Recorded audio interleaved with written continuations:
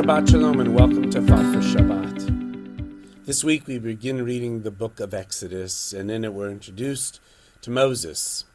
And one of the most compelling stories in the Torah happens in chapter 2 of Exodus, and I'd like to read it to you now. In those days Moses was elevated to a position of authority. He went out to his brethren and observed their suffering. In other words, he was elevated as an Egyptian living in the Pharaoh's house, but he felt compassion for his Hebrew brothers and sisters. He saw an Egyptian taskmaster striking one of Moses' fellow Hebrews. Moses turned this way and that way and saw that there was no one observing him. So he struck down the Egyptian and hid him in the sand.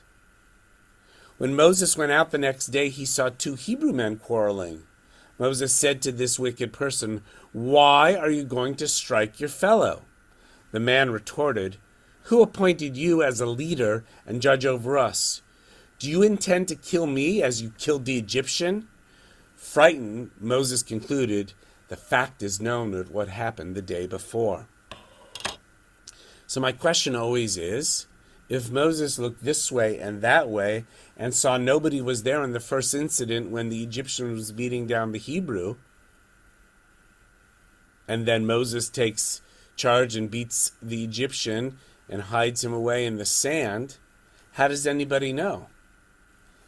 Well, the victim of that first incident was then one of the players in the second incident. That's the only way the matter could be known. That is to say, Moses defended this person, and then the person turned on him. This might be a message that don't be a good Samaritan, to use a phrase from another faith. Don't be a person who stands up, because you never know what could happen. It's like the guy who does CPR on somebody and saves them, and then that person sues them for cracking their rib. I think the Jewish message is quite clear, though. We do right no matter the consequences. We do right even when there might be an adverse effect upon us, particularly if it's a matter of life and death. And so in our work, in our thinking, in our religious and spiritual life, standing up for what you believe to be right, and it's not damn be the consequences. We should consider the consequences.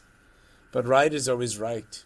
You know, the word tzedakah, we often translate as charity, but it really means, and comes from the word tzedek, which means to do the right thing. And that's what I love about our faith, is it is a moral clarity to stand up for people who are less fortunate, who are victimized. It's also the right thing to stand up for the ability to put goodness out in the world, no matter how it comes or where it comes from.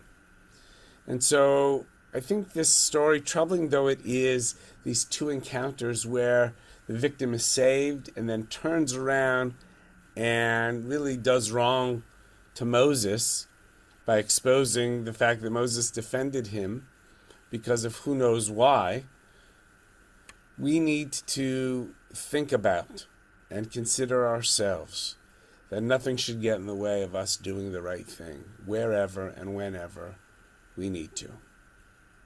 Please join us tonight, 7 o'clock, for Shabbat, where we'll be honoring all of our Chavras. We'll look forward to seeing you there, 7 p.m. Shabbat Shalom. Have a great weekend.